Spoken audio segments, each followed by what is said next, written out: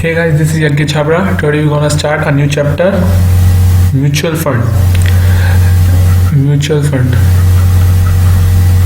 ये आजकल इसके बहुत ऐड आ रहे हैं, आपने बहुत सुना होगा। म्यूचुअल फंड क्या होता है? इसमें दो कंपनियां होती हैं, एक एएमसी होती है और एक ट्रस्टी होती है। अपन जो इन्वेस्ट करते हैं वो कहाँ पर देते हैं? एएमसी के ऊपर। एएमसी वो पैसे जो अपन देते हैं वो करती है इन्वेस्ट किया है, और जो उससे एसेट्स आती हैं, एसेट्स वैसे यूनिट्स होती हैं या फिर कोई गोल्ड टाइप की एसेट्स होती है, तो वो इसे मैनेजमेंट करता है, इसलिए इसका नाम है एसेट मैनेजमेंट कंपनी। और ट्रस्टी कंपनी क्या करता है? एएमसी क्या कर रहा है कि जो पब्लिक का पैसा इन्वेस्ट कर रहा है, तो सेबी ने एक ट्रस्टी को रखा है, मतलब उसकी रेगुलेशन में एक ट्रस्टी है जो इसे सुपरवाइज करेगा। उसकी जो एएमसी की जो सारी एक्टिविटीज़ हैं, एक्टिविटीज़ को ध्यान में रख के एएमसी अपनी रेगुलेशंस को वो कर रहा है कि नहीं कर रहा, वो जो वैल्यूएशन है वो अकॉर्डिंग टू द रेगुलेशन कर रहा है कि नहीं कर रहा। तो ये सब कौन देखता है? ट्रस्टी एक इंडिपेंडेंट एंटिटी होती है, एंटिटी वो किसी से मतलब रिलेटेड नहीं होती, तो वो सिंपल सा इसका ड्यू डिलिजेंस करती है कि एएमसी सही से काम कर रहा है नहीं कर रहा। अब आते हैं अपन चैप्टर पे। Mutual fund is a mechanism for pooling the resource by issuing unit to the investors and investing fund in security in accordance with the objective as disclose in the offer document. पहले अपन इतना तक पढ़ते हैं। Mutual fund क्या है? एक swimming pool है, लाइक इसे स्विमिंग पूल बोलते हैं अपन। स्विमिंग पूल है, ये इन्वेस्टर है, इसने इसमें पैसे डाल दिए। एक और इन्वेस्टर है, इसने इसमें पैसे डाल दिए। अब क्या है? स्विमिंग पूल क्या है? एमएफ म्यूचुअल फंड है। तो वो पूरा जो लाइक इसने डाले 50 रुपीज़, इसने डाले 50 रुपीज़, बहुत सारे ने 50 रुपीज़ डाले, तो टोटल हो गया 500 रुपीज़। म्यूचुअल फंड अब इसे अलग अलग जगह पे इन्वेस्ट करेगा। जैसे 50 रुपीज़ इसने इंफ्रास्ट्रक्चर में कर दिया, 50 रुपीज़ रियल एस्टेट में इन्वेस्ट कर दिया, 50 रुपीज़ इसने फार्मा में कर दिया, 50 रुपीज़ इसने आईटी कंपनीज में डाल दिया। तो इसे बोलेंगे अपन डाइवर्सिफिकेशन। अब वापस आते हैं इसमें, और जो जहाँ इन्वेस्ट करता है वो स्पेसिफाई होता है ऑफर डॉक्यूमेंट में। ये बोलते हैं ना, mutual fund is subject to the market risk, read all the schemes document carefully. तो वो ऑफर डॉक्यूमेंट का बोलता है उसमें। Investment in security are spread across a wide cross section of industries and sectors, thus the risk it reduce and diversification reduces the risk because all the stocks may not move in the same direction and in the same proportion at the same time.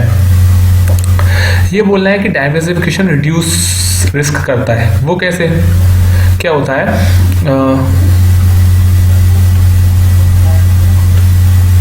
ऐसा आता है, जैसे मैंने infrastructure में किया 50 rupees, real estate में किया 50 rupees, pharma में किया 50 रुपीज़, आईटी में किया।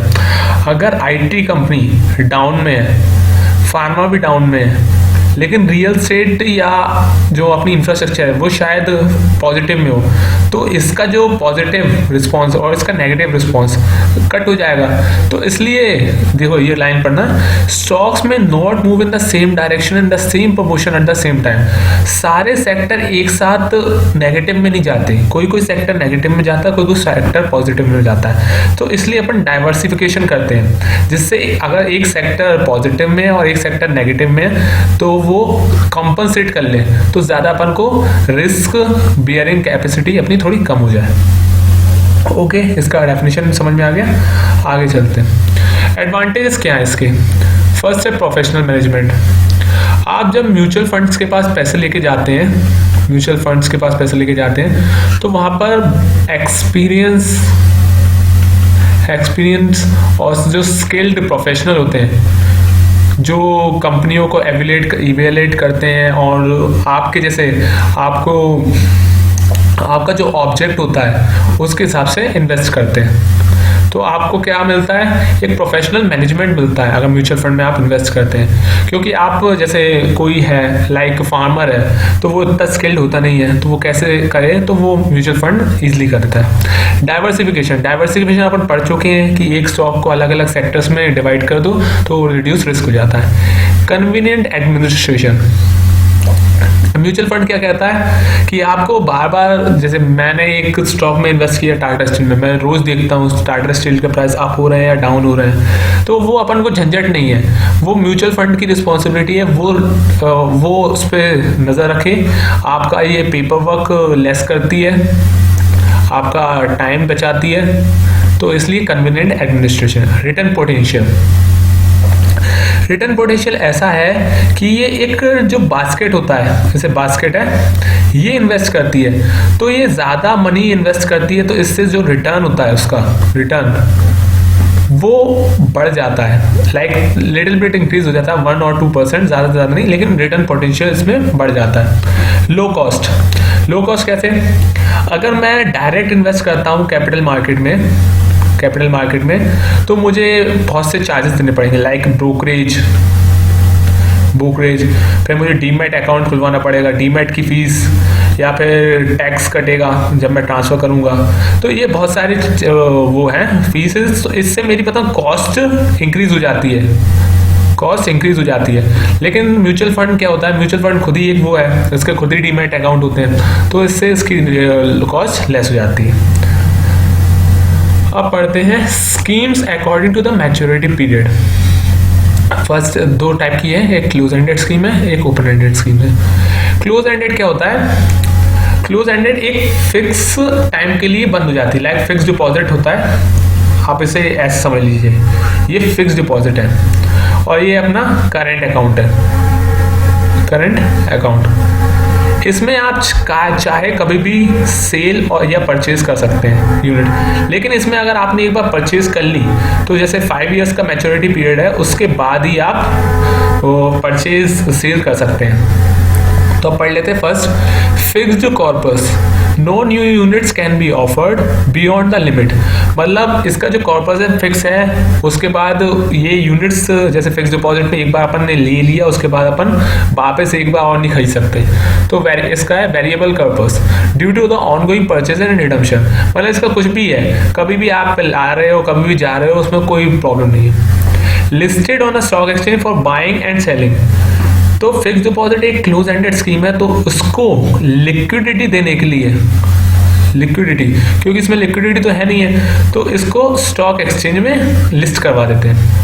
No listing on exchange transaction done directly with the fund, इसमें पहले से ही इतनी लिक्विडिटी है कि आप कभी भी जा सकते हैं और आ सकते हैं, तो इसमें कोई लिस्टिंग नहीं है इसमें। Third, 2 values available namely NAV and market trading price, इसमें जब वो लिस्ट है तो इसकी एक मार्केट वैल्यू भी होगी और इसकी NAV भी होगी। NAV अपन अभी पढ़ते हैं, और इसमें सिर्फ NAV होगी क्योंकि इसमें लिस्ट नहीं है, तो मार्केट वैल्यू नहीं होगी। मोस्टली लिक्विड है और ये हाईली लिक्विड है, तो ये समझ में आ गया।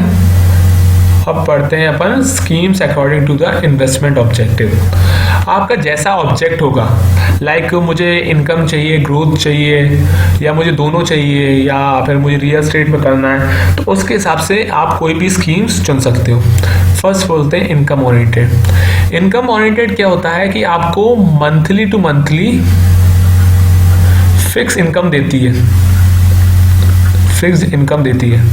तो म्यूचुअल फंड का ऑब्जेक्टिव क्या होता है, म्यूचुअल फंड ऑब्जेक्टिव क्या होता है कि आपको बॉन्ड या कोई ऐसी फिक्स इनकम या लाइक डिवेंचर्स जो आपको फिक्स इनकम दे, तो वो जो म्यूचुअल फंड है वो इन्वेस्ट इनमें करता है, इन दिस स्कीम में, जो आपको एक फिक्स इनकम दे। अब पढ़ते हैं ग्रोथ ओरिएंटेड में क्या होता है, कैपिटल एप्रिसिएशन करना पड़ेगा। एप्रिसिएशन मतलब जैसे आपकी जैसे 5 रुपीज़ का शेयर है, ये 10 रुपीज़ का हो जाता है, तो आपका 5 रुपीज़ कैपिटल एप्रिसिएशन होता है। एप्रिसिएशन ये जनरली ऐसे करते हैं जो लॉन्ग टर्म इन्वेस्टर होते हैं, तो वो करते हैं। तो इनका जो मेन ऑब्जेक्टिव होता है ग्रोथ का, वो होता है शेयर्स। वो भी जो हाईली लिक्विड हो और जिनमें रिपीट कैपिटल एप्रिसिएशन मिल रहा हो। तो इनका ऑब्जेक्टिव ये होता है। हाइब्रिड स्कीम, हाइब्रिड स्कीम क्या होता है, ये दोनों का होता है, इसमें इक्विटी भी होता है प्लस बॉन्ड। अब क्या है, ये इन्वेस्टर दोनों चाहता है, मुझे कैपिटल एप्रिसिएशन भी चाहिए और मुझे फिक्स इनकम भी चाहिए। तो इसके लिए क्या बोला उन लोगों ने, हाइब्रिड, मतलब दोनों का मिक्स। ओके, अब पढ़ते हैं अपन high growth scheme. High growth ऐसी स्कीम होती है जिसमें रिस्क बहुत ज़्यादा होता है। रिस्क, अगर आप रिस्क लेंगे तो आपको रिवॉर्ड भी मिलेगा। रिवॉर्ड क्या होगा, आपकी हाई ग्रोथ होगी। जो अपन ने सेकंड वाली पढ़ी है बी, उसमें सिर्फ ग्रोथ है, इसमें हाई ग्रोथ है, मतलब आपको बहुत जल्दी आपकी ग्रोथ होगी।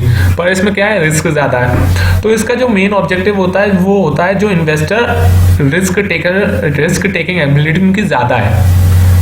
Risk taking ability,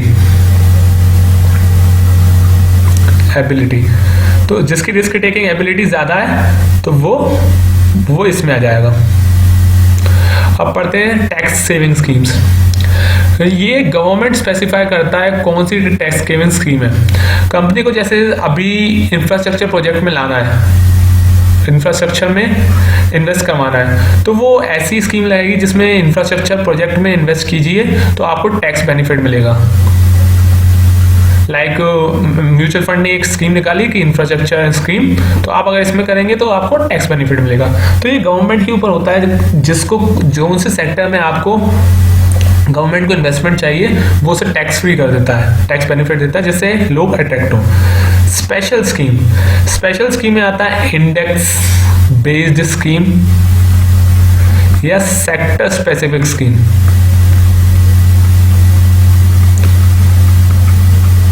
index based scheme क्या होता है, ये एक अंडरलाइंग वैल्यू पे डिपेंड करता है, लाइक सेंसेक्स।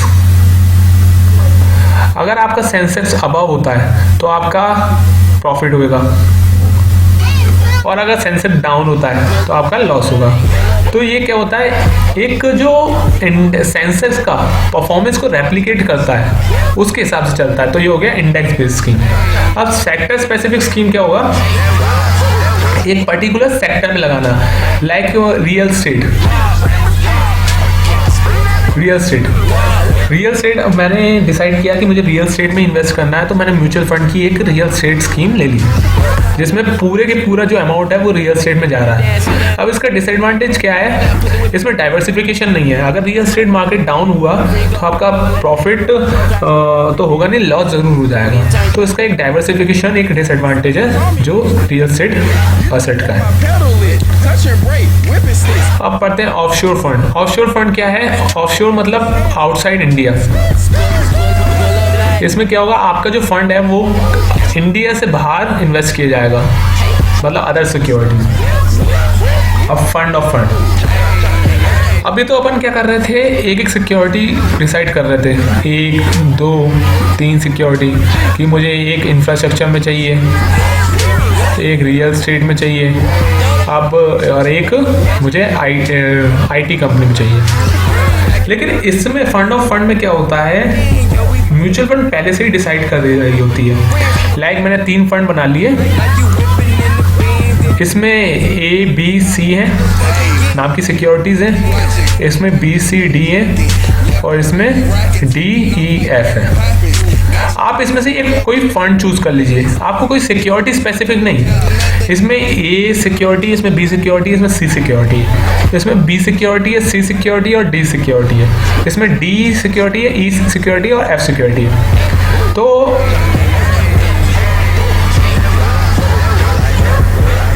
तो वो लोग क्या कहते हैं, वो इन्वेस्टर के सामने ये 3 फंड कर लिए, लाइक ए इन्वेस्टर है, अब उसे एक फंड चूज करना है। अगर उसने ए किया तो उसे कौन कौन सी सिक्योरिटी मिलेगी, ए और बी और सी। तो ये एक फंड होता है, इसमें सिक्योरिटी के बेस पे नहीं, इसमें सीधा फंड मिलता है आपको, और इसको अगर ये चूज करना है तो ये कर ले, और ये कर ले तो ये कर ले। तो इसका फंड ऑफ फंड है। उसके बाद है MMMF, MMF। ये क्या होता है, मनी मार्केट इंस्ट्रूमेंट में करता है, like CDs, certificate of deposit, treasury bill, commercial paper, तो ये उसमें करता है। इसकी जो ग्रोथ होती है ये 1 ईयर के लिए ज़्यादा से ज़्यादा रहता है, और इसका जो इंटरेस्ट होता है वो लार्ज होता है, क्योंकि इसमें अपन ज़्यादा अमाउंट कर रहा है, तो अपन जैसे इंडिविजुअल मनी मार्केट में इन्वेस्ट करते हैं उससे ज़्यादा इंटरेस्ट उसमें आता है। ओके, लास्ट है लेवरेज फंड। लेवरेज को उसका दूसरा नाम है बोरोड फंड। ये बहुत ज़्यादा इसमें रिस्क है। इसमें क्या है कि आप इसके लिए जो बोरोड फंड में आप इन्वेस्ट कर रहे हैं, तो आपने लोन लिया हुआ है at 8% पर एनम, और आपने लिया है 1000 रुपीज़ का लोन एज्यूम करते हैं, और आपने ये पूरा का पूरा इन्वेस्ट कर दिया म्यूचुअल फंड में, इन लेवरेज फंड। अब म्यूचुअल फंड क्या कह रहा है कि हम आपने इससे जो लेवरेज फंड में किया है उसमें रिस्क ज़्यादा है, तो हम आपको रिवॉर्ड ऐसे देंगे कि आपका जो 8% लोन है, परसेंट जो इंटरेस्ट है वो हम पे करेंगे, और आपको जो उसके ऊपर अगर कोई प्रॉफिट होता है लाइक 1% या 2%, वो हम आपको प्रॉफिट देंगे। तो इसलिए इसका नाम है बोरोड फंड, कि आप कहीं से बोरो कर रहे हैं और उसका जो पे है तो इसमें कर रहे हैं। बट जो MF है उसको तो अब उसने जो ऑब्जेक्ट लिया है, लाइक पहले हम आपका इंटरेस्ट भी पे कर रहे हैं, और इंटरेस्ट भी पे कर रहे हैं, प्लस रिटर्न भी दे रहे हैं, तो उसके लिए वो एक स्पेक्युलेटिव ट्रेडिंग में इंडल्ज होता है। क्योंकि अगर वो इसमें नहीं होगा, स्पेक्युलेटिव ट्रेडिंग ऐसा होता है कि आप बातचीत मतलब बहुत मार्केट को वॉलेटाइल कर रहे हैं, आप अपने एक्शनों से मार्केट को वॉलेटाइल कर रहे हैं, मतलब ऊपर डाउन ऐसे मार्केट चल रहा है, तो ये होता है स्पेक्युलेटिव इंडल्जिंग। तो अगर ये नहीं करेगा तो म्यूचुअल फंड इतना रिटर्न नहीं ला पाएगा, इसलिए वो स्पेक्युलेटिव ट्रेडिंग में इंडल्ज होता है। अब ऑफर डॉक्यूमेंट, जब भी कोई स्कीम अगर आप शुरुआत करने जा रहे हैं तो आपको ऑफर डॉक्यूमेंट दिया जाता है। ऑफर डॉक्यूमेंट 2 टाइप्स के होते हैं, एक सिड होता है और एक SAI होता है। इसका होता है स्कीम इंफॉर्मेशन डॉक्यूमेंट, और ये होता है स्टेटमेंट ऑफ एडिशनल इंफॉर्मेशन। ये जो स्कीम इंफॉर्मेशन डॉक्यूमेंट होता है ये बताता है आपको स्कीम के बारे में। स्कीम के बारे में क्या बताएगा, ऑब्जेक्ट क्लोज एंडेड है या ओपन एंडेड है, ऑब्जेक्ट बताएगा क्लोज एंडेड या ओपन एंडेड, और आपका रिस्क कितना है वो सब बताएगा। और स्टेटमेंट ऑफ एडिशनल इंफॉर्मेशन आपको म्यूचुअल फंड के बारे में बताएगा।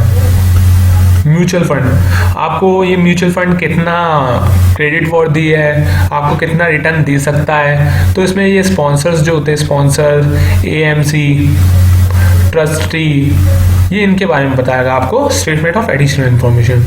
तो ये 2 टाइप के होते हैं, सिड एंड साई। तो ये हो गया। अब आगे चलते हैं। अब रिस्क क्या है म्यूचुअल फंड में? अभी तक तो अपन ने बहुत प्रॉफिट बहुत तारीफें की है म्यूचुअल फंड की, डाइवर्सिफिकेशन होता है, रिड्यूस रिस्क हो जाता है, हाई रिटर्न देता है। बट यहाँ पर 7 इन लोगों ने अपन को वो बताया है इसके disadvantage. Excessive diversification of portfolio, losing focus on the security of की सेगमेंट। इसमें ये बोला है कि जो म्यूचुअल फंड है वो बहुत ज़्यादा डाइवर्सिफिकेशन कर देते हैं, जिससे जो मेन सिक्योरिटीज होती हैं उनसे अपना जो कॉन्सेंट्रेशन है वो हट जाता है। हाँ, second, too much concentrated on blue chip shares. Blue chip securities वो होती हैं जिनके प्राइसेस बहुत हाई लेवल की होती हैं, बहुत अबव होते हैं उनकी जो मेन सिक्योरिटीज होती हैं।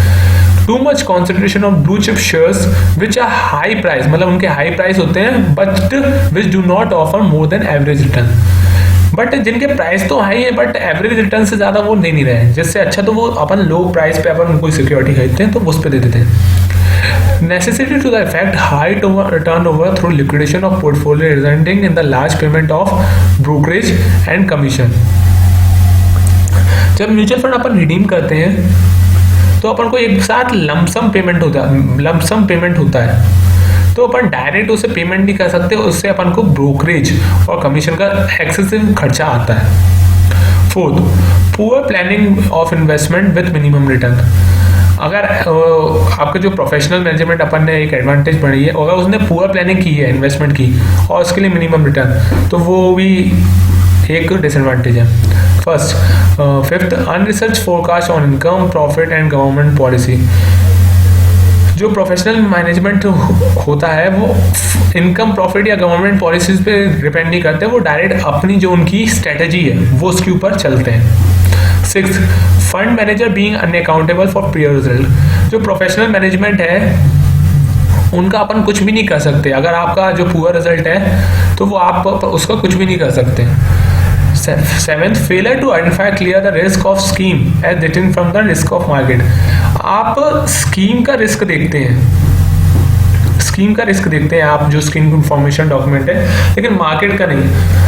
तो सिंपली अगर मार्केट डाउन जाएगा तो आपकी स्कीम तो ऑटोमेटिकली डाउन जाएगी। तो ये हैं 7 उसके डिसएडवांटेजेस। अब NAV कैसे कैलकुलेट करते हैं?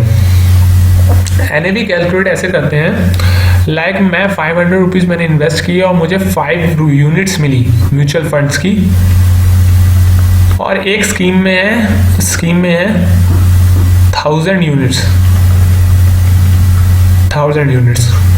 और जो 1000 यूनिट्स हैं, अगर 1000 यूनिट्स से उनने कितने शेयर खरीदे होंगे? 1000 शेयर्स खरीदे होंगे या उससे ज़्यादा उसने यूनिट्स खरीदी होंगी। तो उसका जो नेट एसेट्स है उससे जो उनने नेट एसेट्स डेवलप्ड की है लेस उससे कर दीजिए करेंट लाइबिलिटीज़। कोई लाइबिलिटी है तो उससे लेस कर दीजिए, divide by outstanding units. Outstanding units कितनी है अभी? 1000, और नेट एसेट मान लीजिए 25,000, 2500 मान लीजिए, तो 2.5 पर यूनिट आपका प्रॉफिट होता है। तो आपने जब 500 देके आपने 500 यूनिट्स खरीदी थी, तो अब 500 क्या होगा? 500 इंटू 2.5 कीजिएगा तो आपकी जो एक्चुअल इन्वेस्टमेंट वैल्यू है वो आ जाएगी। तो ये होता है NAV, net asset value. Mutual fund cost. अब म्यूचुअल फंड कॉस्ट क्या होता है? 2 टाइप की होती है, एक ऑपरेटिंग एक्सपेंसेस और एक सेल्स चार्ज। ऑपरेटिंग एक्सपेंसेस में ऐसा आता है कि आपको सैलरी देनी है, इलेक्ट्रिसिटी बिल, तो ये होता है ऑपरेटिंग। जो आपको चालू मतलब जो म्यूचुअल फंड आप चला रहे हैं उसके खर्चे के लिए, तो उसके लिए क्या होगा? जैसे मेरे पास 2-3 स्कीमें हैं, 1000 इसका वो है यूनिट्स हैं, इसका 2000 यूनिट्स हैं और इसकी 3000 यूनिट्स हैं। तो इसको ऐसा करेंगे कि अपना जो एक्सपेंसेस आ रहा है, लाइक आ रहा है 10,000, तो उसको डिवाइड कीजिए, एवरेज पूरा इसका ले लीजिए, कितना आएगा? 6000, इसका एवरेज निकाल दीजिए और इसको 3000 से डिवाइड कर दीजिए। तो जो रेशो आएगा उसके हिसाब से इस स्कीम का ऑपरेटिंग एक्सपेंसेस कितना होगा, इस स्कीम का ऑपरेटिंग एक्सपेंसेस कितना होगा, इस स्कीम का ऑपरेटिंग एक्सपेंसेस होगा कितना, उसके बेसिस पे डिसाइड होगा। और अगर जो म्यूचुअल फंड रेगुलेशन कि कौन सी है? 1996 में है। 1996 में अगर सेबी ने स्कीम के अकॉर्डिंग स्पेसिफाई किया हुआ है उसने कितना ऑपरेटिंग एक्सपेंसेस लेना है, अगर जैसे लाइक 50 रुपीज़ पर स्कीम लेना है, लेकिन आप लेने 60 रुपीज़ पर स्कीम आया, इसके हिसाब से भी चाहे किसी के हिसाब से भी आए, तो आपको जो 10 रुपीज़ एक्सेस में हो रहा है वो बॉन्ड करेगा AMC या ट्रस्टी। ओके, तो ये हो गया अपना स्कीम इन्फॉर्मेशन, वो ऑपरेटिंग एक्सपेंसेस। अब सेल्स चार्ज क्या होता है? इसे वैसे सेल्स लोड्स भी बोलते हैं, सेल्स लोड। सेल्स मतलब आप जब ने यूनिट्स खरीदी थी और आपका जो मैच्योरिटी पीरियड था लाइक 1 ईयर, उसके बाद आपको जो यूनिट्स हैं आपको सेल करनी है, तो ये उसका चार्ज है। ये स्पेसिफाई होता है ऑफर डॉक्यूमेंट में कि आपको कितना स्पेसिफाई करना पड़ेगा। इससे CDSC contingent deferred sales charge. Deferred मतलब, कंटिंजेंट मतलब एक कोई कभी भी हो सकता है, कंटिंजेंट मतलब मे बी और मे, डेफर्ड मतलब धीरे धीरे आपका प्रॉफिट जो हो जाएगा। सेल्स चार्ज मतलब आज आप रिडीम करेंगे यूनिट्स, जो आपका सेल्स चार्ज होगा वो, तो इसे जो शुरुआत में ही अपन 1% जो आपकी प्रोसीड्स होती हैं उसे एक बैंक अकाउंट में कर लेते हैं, जो आपके जो रिडम्पशन टाइम में यूज होती हैं। तो इससे क्या होता है, एक लोड मिलता है, मतलब एक थोड़ा सहारा मिलता है आपको कि आप अपनी जो प्रोसीड्स को सेल कर सकते हैं आप। तो ऐसा होता है, इसको बोलते हैं कंटिंजेंट डेफर्ड सेल्स चार्ज। अब कैसे, अब अभी जो मार्केट में बहुत सारी म्यूचुअल फंड है लाइक UTI, बिरला सन लाइफ, SBI म्यूचुअल फंड, तो आप उसे कैसे डिसाइड करेंगे कि आपको किस में इन्वेस्ट करना है? पहला तो अपन डिसाइड करते हैं उसका जो फंड है वो स्टेबल है कि नहीं है, whether the fund is stable, मतलब ऐसा तो नहीं है, ऐसा होना चाहिए fund stable. Whether it is liquid listed on stock exchange, अगर कोई सेबी का जैसे SBI का म्यूचुअल फंड है वो लिस्टेड नहीं है स्टॉक एक्सचेंज पे, तो आपकी लिक्विडिटी कम हो जाएगी। Whether it offer increases NAV, consistent growth in dividend and capital appreciation, जो आप म्यूचुअल फंड में जिसमें इन्वेस्ट कर रहे हैं वो कंसिस्टेंट ग्रोथ या NAV में इंक्रीजेशन या कैपिटल एप्रिसिएशन दे रहा है कि नहीं दे रहा है। Whether the investment objective are clearly laid and implemented, जो आपका जो इन्वेस्टमेंट ऑब्जेक्टिव है वो स्पेसिफाई क्लियरली किया है नहीं किया, कोई एम्बिग्यूअस नहीं होना चाहिए। Whether the issuer has a proven track record and offer assured return on return not less than a percentage, जो इशूअर है लाइक AMC, उसका कोई ट्रैक रिकॉर्ड होना चाहिए लाइक 3 to 5 years का ट्रैक रिकॉर्ड होना चाहिए, जिससे वो एक अपनी क्रेडिट वॉर्थिनेस एस्टैब्लिश कर पाए।